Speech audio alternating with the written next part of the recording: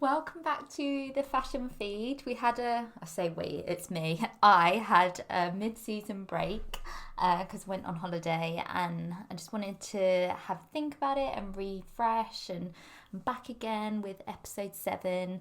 And this week I'm with Joanne Griffin, who is a graphic designer and product development consultant. So Joanne and I actually met over Instagram and realised very quickly that we only lived about 20 minutes from each other. And from the work that we've always done and where we studied, a lot of our friends live in London. So after realising this, we kind of clung on and spoke loads on DMs for a couple of months. And then we took the plunge and went on a little friend date to the pub. And we really hit it off as we've got so much in common, speaking about design and trends and yoga and books we've read and our transition into freelance life and so much more. I can't even really remember now, but even since then, Joanne and I have collaborated on a number of projects, like building a successful fashion brand workshop that we do with Catherine Erdley. We've hosted discussion and panel events and even wrote a 2020 trend guide, which we touch on in the podcast. So if you'd like to find out about any of these, then I've added the links for you to below to go and explore.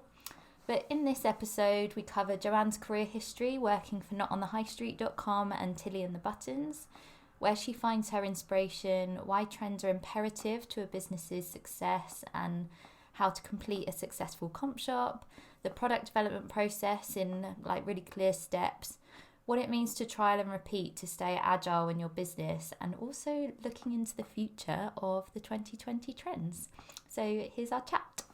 Welcome to the podcast. Hi, Elizabeth. Let's start off by you telling us a little bit about yourself and what you do. This always feels funny because I know you, for anybody that doesn't know you. Hi everyone. Really excited to be here. My name's Joanne Griffin. I run Arnold and Bird. And my business is all about bringing ideas to life, basically, for either design-led businesses or creative souls. So I do that in a couple of different ways. So I do that through design with bespoke graphic design or branding. So if you need a rebrand on your business or you need a workbook designed, I'll use my design skills to do that. As I studied surface pattern design at university, which is basically textiles and graphic design combined, really, because a lot of people are always what's that? What does that mean? Yeah. And using different textures and techniques and things. Yeah, exactly. Lots of drawing, different types of design work. I bet you're in heaven. Yeah, exactly. It was a good degree for sure.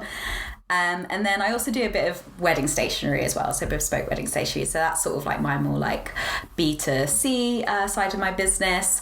And then I also work with businesses to help them grow their product range and their sales as well. So that's sort of the retail mentoring side of my business. So we can talk about your product range, sales analysis, product development, a bit about your brand, your USPs and things like that. So that's sort of the overview of the different sort of, I suppose, services in my business and You've what got I love lots to of do. different skills. I know, sometimes I'm is it too much? But it's all what I love doing, and it's all taking in my experience of, my background in design and in just working in retail and e-commerce for the past 13 years now. Yeah, I know. I was trying to think, somebody said the other day about the 10,000 hours thing. I was like, have I done 10,000 hours? Oh God, I don't know. Oh yeah, I need to find that out. Must have done. Yeah. So I know you've had a varied career history. Do you want to tell us a little bit about that? Yeah, sure. So after I graduated from my degree back in 2006, looking great. Yeah. So basically I went to work for a retailer on the high street. They were cashmere and print design brands. They had 3 stores, and basically I worked my way through doing visual merchandising, helping out with wholesale, but also working as a manager in the store as well. And then from that, I went to go work at notonhighstreet.com, which back then there was like 18 employees, hardly anyone knew about it. I always had to, whenever I explained what I did, I had to explain what the company was as well. So if you don't know, it's a small business marketplace that's curated with lots of gorgeous like products that are perfect for gifting. And yeah, I stayed there for like 7.5 years. So I did everything from new business, where I was signing up sellers onto the site and helping with the catalogue curation as well. And then I went into merchandising and product development, so I would help the sellers develop their product range. And then I eventually settled in doing the trend guide, so writing the trend guides that would get sent out to the 5,000 sellers. And then after that, I worked for a couple of years for another small business. There's definitely a small business theme in my in my career history. And yeah, there it was a sewing pattern company. So, and that was called Tilly and the Buttons. And I basically did so many things. I did the marketing, I did the copywriting, I did the wholesale, I did a bit of sales, I did the design. And obviously being a small business, just helping out as well. And then I'd started making little steps of Arnold and Bird and just sort of went for it about a year ago. And what's the meaning of Arnold and Bird? So, it started off as a blog actually years ago. But Arnold is my grandfather's surname and also my mum's maiden name, and Bird is my grand's maiden name. So sort of put them together, and basically my grandpa was a pigeon racer, which goes very well with the word bird, obviously, so that's why there's a feather in the ampersand of my logo. So nice. So yeah, a lot of people ask that. Yeah. So it's a nice story to tell. And with regards to the jobs that you had, what would you say was your favourite one that you did? I think working at notonhighstreet.com was a highlight, but just because, it's such a well-known brand. I think the job I had there and the kind of the business model is so unique that it's just amazing to be able to work with so many small businesses and inspire them, and just to write like the trend guides was incredible. So I think that's always I suppose that's like a real career highlight for me. Yeah. Sure. And when you were writing the trend guides, where did you get your inspiration from? Oh, everywhere. I think anywhere. Yeah. So I remember when Pinterest first came out. Yeah, me too. and I would go on in the morning, and then I would go on again in the afternoon and scroll down on the homepage to like the last thing I'd seen in the morning, the pin wise. So that would be impossible now, wouldn't it? Oh god, yeah, I wouldn't even try. Especially with like algorithms and promoted Did they pins. understand that? I always felt like when I went on Pinterest at work, not everybody really understood that I was working. Yeah. Did you get that or not? No, my team were very on it. Yeah. Like they saw how amazing this platform was. But yeah, that was sort of part of it. I think, oh god, I can't even remember how long ago that was, but that is where you're seeing so many bloggers coming through, and I was following so many blogs already, so I think back then, Instagram wasn't a thing when I started doing this, so blogs were really important, magazines, Pinterest then just became a part of that. I think just sort of seeing what was going on culturally as well was always really key. And then as things developed, so Instagram, but always going to trade shows was really important, going comp shopping, so seeing what's in the shops, especially in visual merchandising was really key. Where else? Yeah, newspapers, just talking to other people, seeing what the sellers themselves were coming up with, so seeing what was sort of either new and we thought could do well, or looking at sales analysis too and seeing what was emerging, because especially back then with Not on the High Street, not as many people knew about it, so I think it was a lot of innovators and early adopters who were the shoppers on there, so you really sort of saw trends coming through there. So yeah, it's a whole mix of sort of a bit more analytical noticing and the inspiration. Patterns within those areas, if you've seen it in a magazine and a trade shop and the sales and this and you're okay, then it must be a thing. Yeah, exactly, and piecing that together, or if it doesn't really seem connected, how is it connected? And I always remember pulling together I would just pull together one report a year. Oh, wow. At the beginning, and at the end I was doing quarterly reports by category, and then reports of all the gift occasions. Wow. So there was a lot to write. Yeah. And you talk about that on your podcast as well, don't you? Yeah, exactly. So yeah, I have a podcast called Elevate Your Curiosity, and yeah, I talk about trends on there, which are definitely like my most downloaded posts. Are they? Sure. Yeah.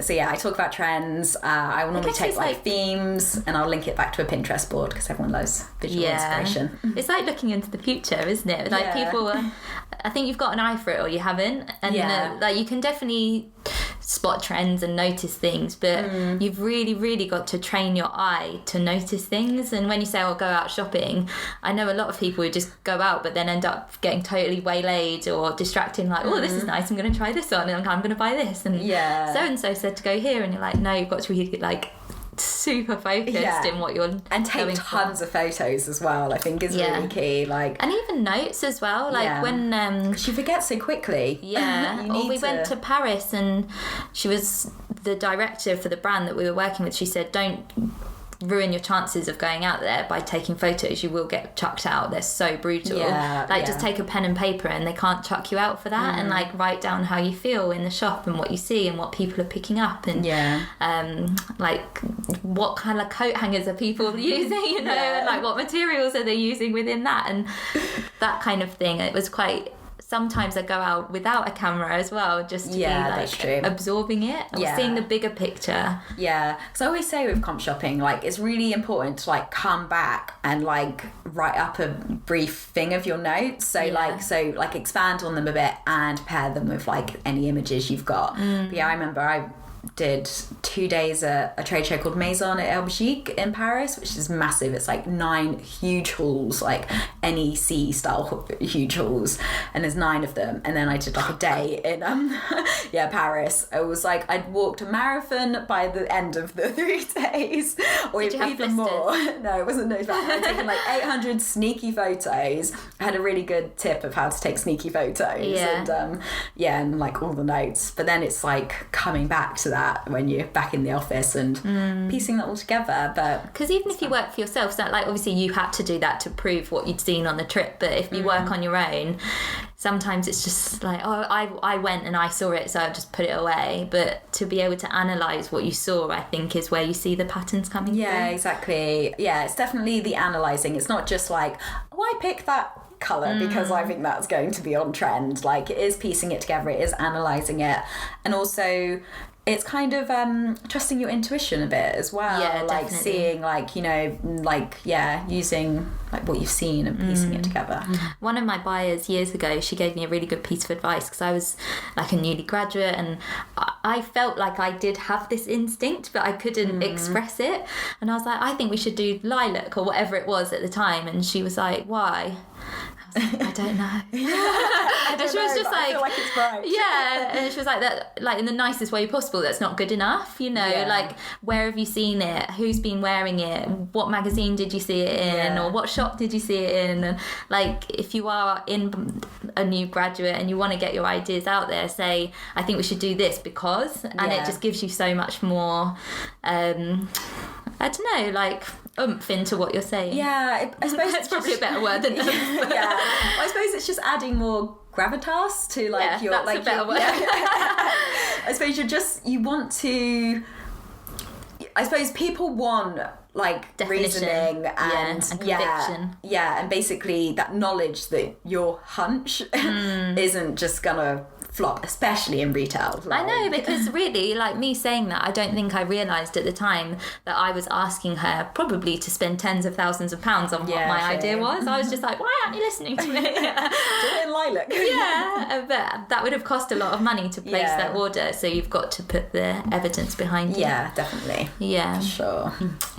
So with regard, like, if we're talking about product development processes, and if we come up with an idea, and I say, I want to do lilac, this is the example we've got now, what would happen after that? What are the processes that are in place? So I think with product development, you've got to start off at the inspiration. So whatever that looks like for you, whether you use a trend guide, whether you do your own research on Pinterest, on blogs. And I think with all of this, it's kind of like you want to probably gather your inspiration over a certain period of time and sort of like pinning it and collecting it in a folder or online or something, so that you have this inspiration, you get inspired, and then you can then start going into the design phase, where you then take it, you start sketching out your ideas, you're thinking about your variations, what materials, what embellishments, what colors, like all the different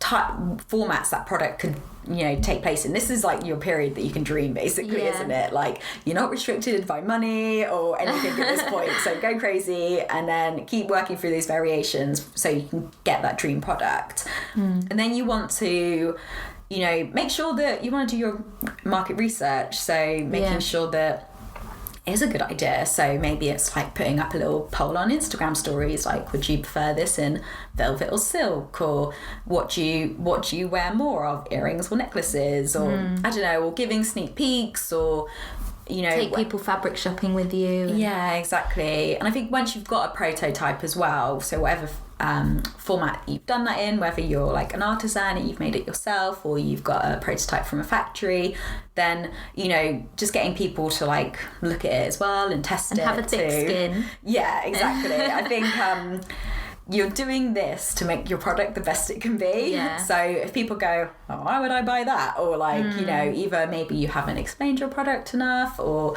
maybe you need to like tweak a few things or something. So having like really open-ended questions in that process is key, because I think if you say to anyone like, do you like it, they'll either say yes or no, but that doesn't it's not really helpful. Yeah. So and going back to what you were saying as well about your dream thinking, that's like the dream part of the stage, that's really important, because when I worked at a supermarket, we would brief designers to be like, can you design us a £5 t-shirt, say? And then they've automatically got boundaries up, and the worst thing that you can do to a designer is put boundaries around them, because they just don't come up with their best work. So if you are working with a designer, try not to, I mean, obviously you've got to give them a brief, which is fine, but try not to put too many restrictions on them, because you can always rein a really good idea back, but that's way easier than pushing an average idea out the box. Yeah, definitely. I think someone who actually shows this really well is, I don't know if you've ever heard of Studio DIY.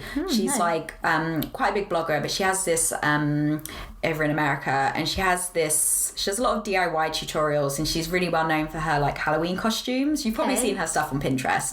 But she does this it's called Can't Clutch This subscription, and she often on either Instagram stories or maybe an Instagram live shows you like the design process behind that clutch. So it will maybe start out that she really wanted 3D elements on this, like she does, like, it's very fun, quirky, bright. So just say it's like a green clutch or pink clutch with green cactuses on, and so the first like format would have been really like 3D. Then it was like, oh, actually that's going to be really expensive and the look is awful. It's like too wacky. So then I'll maybe we'll go to a plique, and then I was like, oh no, actually that doesn't look quite right, or that's not quite the right fabric. And then they kind of go to screen printing it with a bit of embroidery, and they're like, oh, that's perfect. Whereas, and it's commercial. Yeah, exactly. And it's worked within the price range. And even though she at the beginning was like, oh, I want this 3D extravaganza, well, actually that's out of the price point and looked awful. And then so you go through those stages. So I think that's the way you're gonna come up with all these ideas, but it's only when you start like making it or prototyping it, it's like you see what's possible. And like you said, like, you don't want to restrict yourself. You can go through that phase and then go, oh, actually this is never going to be commercial because it's £5,000. Yeah, this clutch, and it's a £20 clutch. So I remember somebody saying before, there's like some magic in what a commercial product is, and you can't really put your finger on it. If I would say to you now, like, design a really commercial handbag, like you can't do it like that. Like you say, you've got to go through those processes, and it will be like the perfect fabric alongside the perfect price, alongside the perfect timing as well, which is huge. And and it's all those things. Sometimes you can't put your finger on what it is. It's just got this like magic to it. And definitely. And I think you can kind of replicate things that have sold well before. Yeah. I know Catherine from Future Retail, who we work with, talks about this. But you can look back at sales analysis, but there's always going to be that original one that like still sells the best. And even if you try and replicate it, and then you have to sort of do something maybe along those lines, but still slightly different. And well, the scallop vest from Topshop that we were talking about before, that our friend designed, and that was probably about 10 years ago, and everybody had it. It was like the little curved edge vest, and it was about £12. Everyone could afford it. It was nice enough to be able to gift. They had it in good quality colours, and it kind of was like casual, but you could dress it up you could as wear well. it on the beach, you could wear it out, you could wear it in the day. And I think they sold something, I don't know, if it was like 300,000 units or something, that nobody would buy anything like that now, especially not in the UK anyway. The quantities just aren't there. But every single year afterwards, that designer was like given that task, say update this, and you can't that piece just had that magic. And exactly. So it's like finding that, and then just going for it. And then once it goes up to the manufacturing stage, you then go to the costing. Exactly. That's where kind of reality hits sometimes. But I want you to know that, I don't know if you are in that design process at the moment, if you're trying to make money or make it into a commercial and viable company, I don't know, like you still want your ideas, but try to put your commercial hat on sometimes. Yeah, exactly. I think maybe you come back to that idea later down the line, or like hedge your bets. Like if you've got a range of 10 pieces or 10 products, like try and have like 8 that are like you think are really commercial, then like the and then one have that's one or two that are wacky. And they call them press pieces, don't they? Exactly, because you do kind of need those pieces sometimes just to stand out, that will get you that attention on Instagram and the press and stuff. I know Not on the High Street really had a lot of their press pieces, but then they weren't the pieces that were making the money. No, like so that's what they promoted, but so just understand that like you might constantly be promoting one piece, but it will be your sort of classics or your commercial pieces that will make you the money. Like, how many times have you said to a friend, you go, oh, your dress is amazing, where it's from, and you go, oh, Marks and Spencer, and you're like, really? And you're like, I'm going to go down there, and obviously you can't buy it because they've probably bought 20 of them, but you go in there and buy £30 worth of shopping. But that's the whole point, is that exactly. They make you go, wow, get you in the shop, and then you get distracted by something totally boring. But you still need those press pieces for sure. Definitely. And let's go back to that trend point of the product development process, because it's the most fun. There's 2 things within it, really. One, I find a lot of people get stuck in that phase. I don't know if you find this, because it's like once you move to the next stage, it's when you've got to commit. And I think everyone's a bit of a commitment phobe deep down, because it's scary. No, that's true.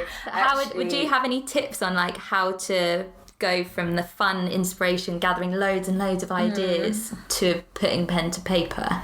So I think sometimes, and I hear a lot of businesses say this, there's too many ideas. Too many ideas, too little time kind of thing. So it's hard to commit, because it's like that's what you're gonna go with. But that's why I think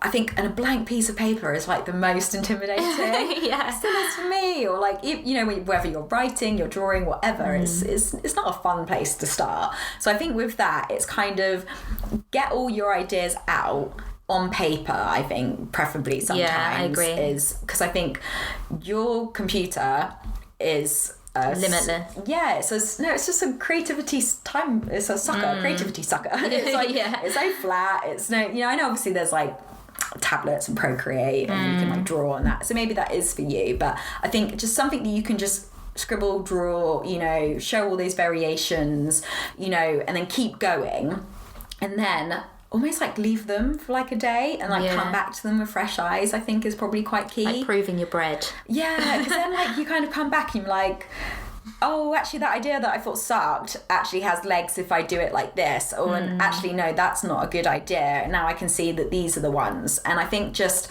honing it down, like again with trends, like if there's 10 different trends that you're really interested in, pick the one that really resonates with you. Like, don't just think, and your I'm going to do everything. Yeah, your values, your customers' values. Would your customer like this? You know, does this fit within your brand? Is it cohesive? Can you make a whole collection out of it? These are all like questions to ask yourself. So I think, giving yourself a bit of time and like having maybe like a checklist of questions to go through, I think is really key. So, and then, then start making it. Like, you can spend a long time on paper, but like I said, with that Clutch subscription, studio DIY, so then when you make it, then you're like, oh, actually that actually looked crap, or actually I want it more like this, and then that's when your pricing is going to come in. So it's really, I've heard this really good analogy that was like, you can't change the direction you're going in a parked car. Like, the car's got to be driving to be able to like turn around or go around the roundabout, or definitely like, oh, I'm going to get off here and get lost and go around. But you can't do that if you're stood still. So definitely keep moving. And I think with like product development is you kind of want to limit like the financial outlay if you can. So I know that's kind of quite hard for fashion businesses in particular, especially if you're, but there's obviously if I buy 1,000 units of this, it's like so cheap. But you don't want 1,000 units sat in your stockroom, bedroom, whatever. Like, that's still all a lot of money. So it's better to have, like, say, I don't know, like 50 units, 100 units, or, and trial it. Trial it, trial and repeat. I know you say that again. Or like, with product like home and gift businesses, if you're creating, say, a box for a certain kit, don't just create every box with a certain branding for this one kit on it. Maybe you create like a standard box that you put a sticker on that has like that you can change the kit. Thinking about like with fashion, like maybe it's like plain and you embellish it by hand afterwards. So then if the embroidery is better than the screen print, then you can just, you've got kind of like these blanks or something. So thinking about how you can be flexible. Really flexible, so that you're not just ending up with tons of stock that you can't move. So I think, and then once you've sold, because then I know it might be more expensive, and I know a successful business who's a friend of mine, but she says she always starts with 50, because then once she knows it sells, she basically takes that hit on the first 50, so that when she then buys 100, 200, whatever next, she just evens out that like profit margin cost across all of those products. So I think that's like really important. Somebody else who did that was the Gymshark guy. He's uploaded all his videos. This is when millennials start businesses, like everything's documented. But you can see he had like boxes and boxes of stock in his bedroom, but it was all blank. So like whenever an order came through, he's like videoed him heat pressing it, taking it to the post office, and he was so like agile in his business in the way it could go. Like, actually that print, I don't know, you'd print one of everything and upload it on the website, and when one sold, like just make to order. And I mean, some bigger retailers even do that now and just see what works. I think definitely home gift and like lifestyle businesses are quite good at like making to order, and I know a lot of like big small businesses if that makes sense, like do that. So if you can do that with like especially clothing or accessories in particular, I think, or make it up to a point and then offer variations of that to see what works. Definitely. So I'm going to go back again to the design stage, because that's obviously where you are. We keep like moving towards the next stages, but at that trend stage, obviously there is fear which comes into putting pen to paper, but also it's just really fun to be in that stage. Exactly. And I find a lot with clients, they go all the way through to the end and they upload it onto their website and they're like, it's out there now, I'm going to start again. I'm like, no, you've got to actually sell that product before you get back to it. But people want to get back to it because it's why they started a business in the first place, usually.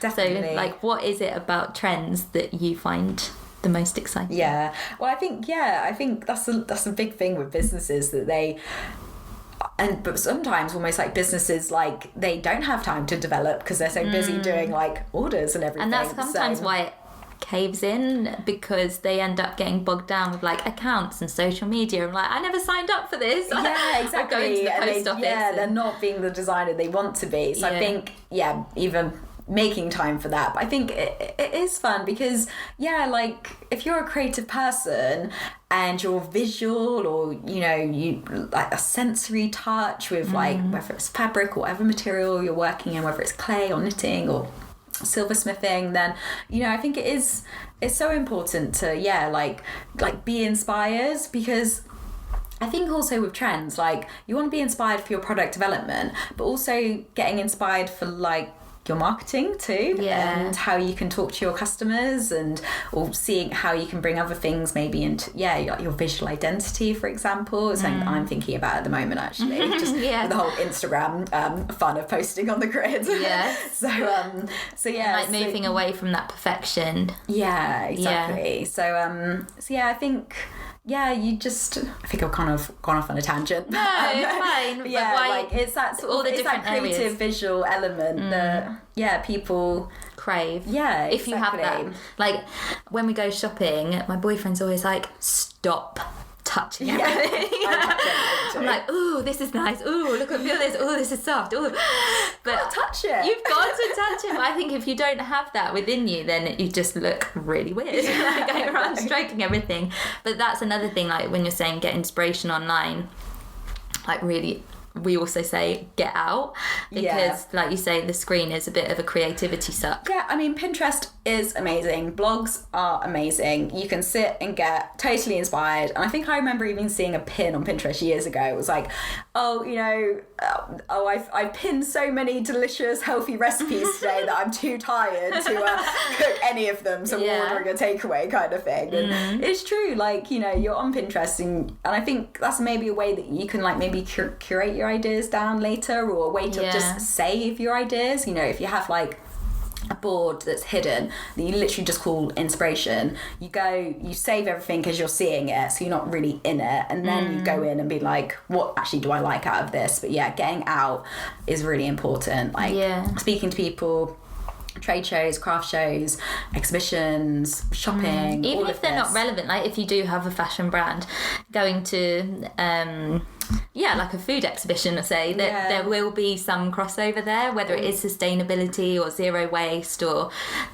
there's bigger trends to look out for when you're researching. I do say this, like, don't just look at Vogue. Look at like a crafting magazine, like an architecture magazine. An architecture magazine is a really good one for like shapes and things. So really thinking about where else can you get inspiration? Is it jewelry or whatever it is for you? Like, go out there and look at different things, because I know when I go to galleries, it's just like, oh, I love that like painting and the way I could like interpret that on that photo or whatever it is. I always loved going on WGSN and think, it would be so fun to work there, because they'd pull a colour palette together and they will have flown like to Australia to find the colour of a cocktail or something. Like, this is the colour of the season. But I mean, that must be really overwhelming, to be honest, to be looking out for everything for inspiration, everything down to like colour, texture. And one time there was a woman who worked at Topshop, and apparently she expensed this like £800 pair of shoes because like the colour of the heel was perfect or something crazy. But but that was what that she just wanted. goes to show that there's inspiration everywhere. Exactly. I think there's some famous artists who was like, you have to find inspiration in everything. Even just looking out the window now and seeing the trees there, that's creating a pattern against the sky, for example, and the using shadows and the movement, negative space or whatever, or the certain colour. And I think that's a big thing with trends as well. A lot of people say, I don't follow trends, or trends aren't important to me. But I'm kind of like, well, you're seeing inspiration around you on a daily basis. Trend and inspiration, well, they're two, I don't know, they're not the same thing, but they're of the same family. Yeah, exactly. And it's like, okay, fine. Maybe you didn't like the tropical, the tropical trend that was like been around for a few years. But maybe it's like, oh, actually, I really like that color, so I'm going to use that color in my like products, or it's a texture. Pattern of a fish. Yeah, exactly. And then I'll like blow it up really big and abstract it so it doesn't even look like the tropical look. But yeah, I think that's the way you can see inspiration and get inspired by it, or see trends and get inspired by them. And that's kind of goes on to say why it's so important for people to fine if you don't follow trends, and that's one of the things that's important in your business, but you've got to be inspired, and I think you've got to be relevant. Yeah, exactly. And I think a big thing with the trends that I look at is it's like the bigger mindset and cultural shift. So it's kind of like what consumers are doing, and when I say consumers, that's basically like your customers, like what are they doing? Like, you know, the whole planet Earth thing, sustainability, like that. Don't want reams of plastic coming through the letterbox. Yeah, exactly. Like that is a trend, but it's more than a trend now. It's a movement. It's how behaviour is shifting, and customers are looking to brands to help them change their habits, because they can't do it if they can't easily buy sustainable products. So basically, it is really key, because that is what is in people's mindsets. That's important. Or like the fact that people are craving offline experiences. Yeah. So how can, if you are an online brand, how can you meet that person in real life? Yeah. And is it workshops, or is it an event that you can hold, or can you collaborate with somebody that is in a retail space and go and meet these people and make your brand, like take it offline? Like we're a perfect example, because we were like online friends that you take it offline and then it like grows into something else, and exactly. try not to get sucked into the internet bubble. Exactly, because that is quite isolating. Like, and it's people so much better want if you to meet be people. It's like a human instinct to interact, and fair enough, you might not want to interact with somebody at Sainsbury's and you want to go at the self-service checkout, but if that's being taken away, like where else can you get that interaction? Exactly. You know, like I want to go to my local coffee shop because that's a much nicer experience, and people say hello to me and remember me than a Costa. Exactly. You know, for example. So I think that is and obviously, you know, especially with the community, like I know it's not there anymore, but you know, the government did appoint a loneliness minister. You know, so it just shows like the rise of loneliness and being lonely, and how, you know, they were trying to combat that. I mean, she did quit, unfortunately, so I'm sure it'll get reappointed though. Yeah, it hasn't been yet, I don't think, last time I knew. So it shows it's a problem though, doesn't it? Yeah, exactly. And I guess another consumer trend is harping backwards to like the good old days. Exactly, well, I know I was talking about this on my podcast earlier, and you know, the fact that the noughties is now considered vintage. I know, it's very depressing. Scary. I was like, oh god, you know, I was like, definitely.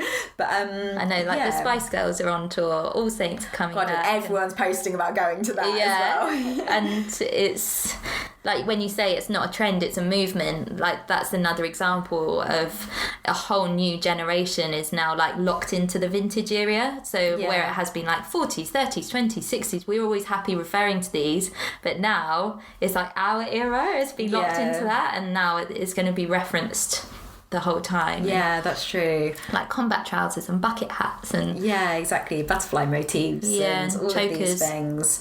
And I think it's just people, when it's an uneasy political climate, people just want nostalgia and feel good, and that is what, looking back at eras that you sort of know, brings you. So that's what it's when you were carefree, I guess. When you're like 12 going to the school disco, and it's always easier to look back and think, oh, those times were so great. I know. I always say to my mum, like, oh, I wish I lived in the 70s. She was like, you don't? Like, it was really crap. It was like quite miserable, but you only ever see the disco because that's where people went to escape. She was like, it wasn't like that all day, every day. I was like, oh, okay. Are you sure? She was like, there was no Instagram, and I was like, yeah, true.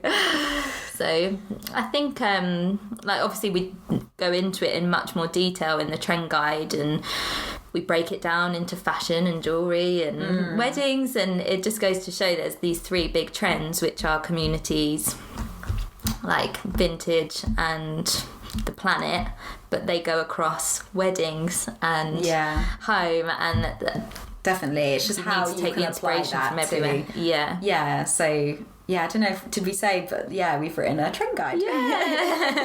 For 2020.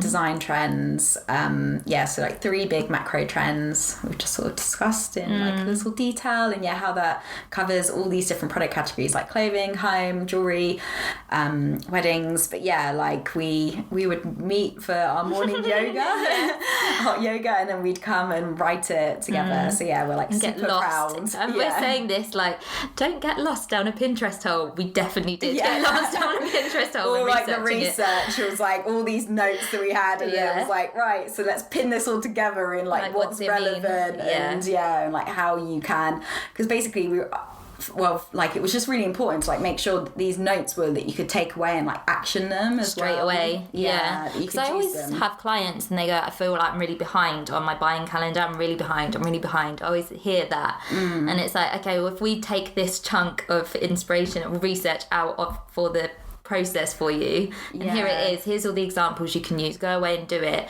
And it's like proven information, it's accurate, it's concise, it's perfect size for you to be able to digest. I think we said at the beginning, we're like, it's this many pages, but actually that's not helpful. It's like, so we broke it down into the different sections, so it's really specific for the thing that you're doing. And exactly, so you can buy the guide as a whole where there's 6 different product categories, or you can just buy your category, say that's fashion, accessories and jewelry, or weddings and events, or baby and child that covers home and fashion. So it's just making it so, again, like we were saying earlier, with like when you're in that inspiration, either you've got a blank sheet of paper or you've got too many ideas. It's like starting with really clear ideas that this is like the customer mindset, this is what is emerging, this is what other people are doing, and then taking that and then never copying, but always interpreting it in a way that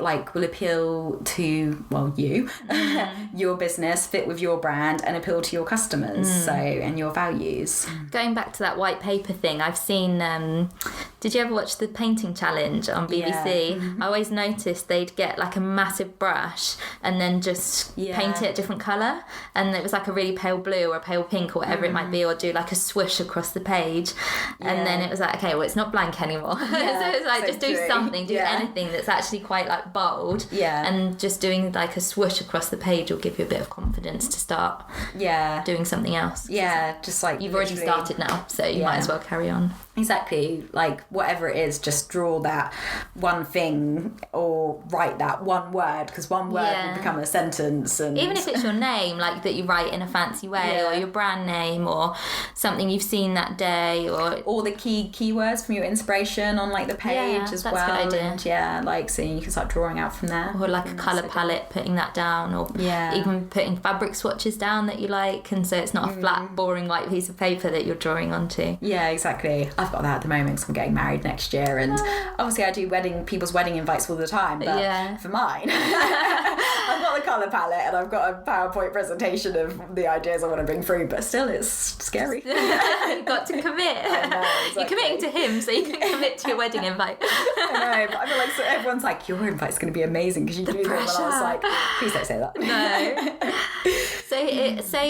To finish, if you had, I always think it's a bit of pressure to say like one piece of advice, but like just something that might be useful or helpful to designers out there, what advice would you give? I think just look outside of your usual product box. So don't just look at fashion, or don't just look at stationery. Look outside, and just like you said, like get things down on paper, and then you can develop from there. But it's just sort of like effing do it. Just do it.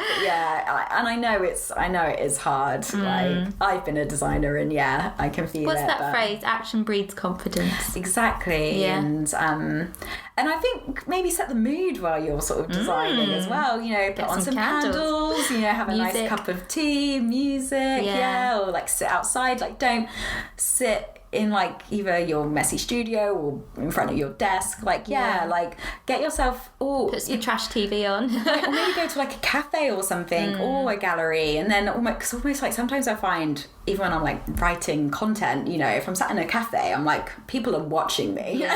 They're not, but do you know what I mean? It's sort of... I think like notice when your energy spikes are as well. Like it's the difference between being an introvert and an extrovert, isn't it? Like if you know you get a lot of energy after spending a lot of time on your own, maybe spend the day on your own to get that. Or if you know if you meet a friend and you come away like, oh, that was so cool, like now I've got this idea and this idea, like do it then, because exactly. that's when you're at your peak. So for those examples, maybe you could rent an Airbnb on your own, so you have that time on your own, or you go sit in a co-working space where you might be talking to people. I always you know, for me, when I was at university, the fact that I did a design degree and I had, you know, 30 other people on my course, so that when you're working, people would come over and be like, oh, I really love that idea, you know, or if you thought about this, or I'd go do that to other people, and you get inspired by them.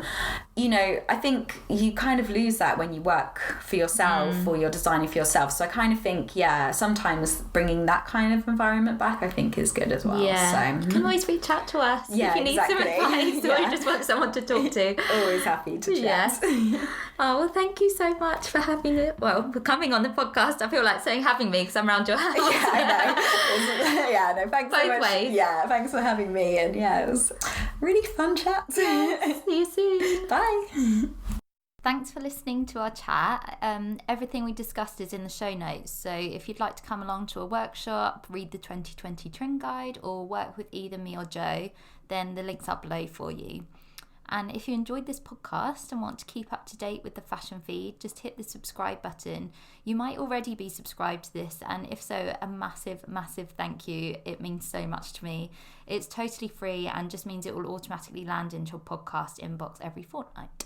And I'd love seeing you listening in on Insta as well. So screenshot your phone or wherever you're listening and tag me on your stories with Jo at Elizabeth Styles UK and Arnold and Bird. Follow me over there for advice on running your own brand, industry news, and a huge dose of motivation when you need it most. Jo's Instagram is also brilliant at that, so give her a follow too.